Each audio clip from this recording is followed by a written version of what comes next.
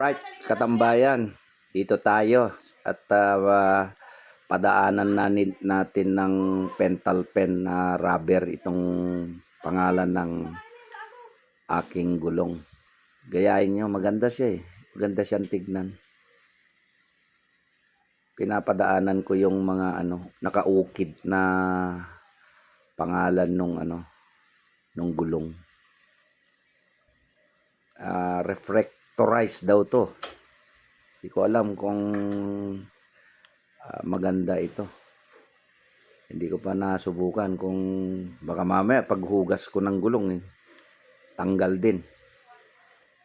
Pero tignan natin. Nakita ko sa sa Facebook kaya nag-order ako.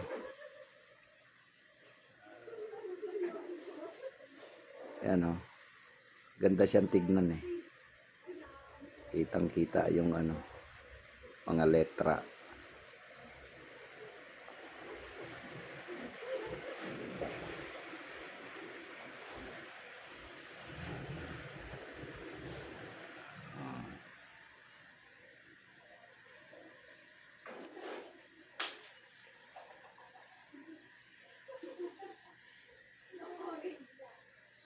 Ba? Pag tumatagbo, pag madilim, parang nagre-reflect yata. Yan ang kabuuan niya. Finish. Diba? Pag tumatagbo ka, pag nasa madilim, nagre-reflect.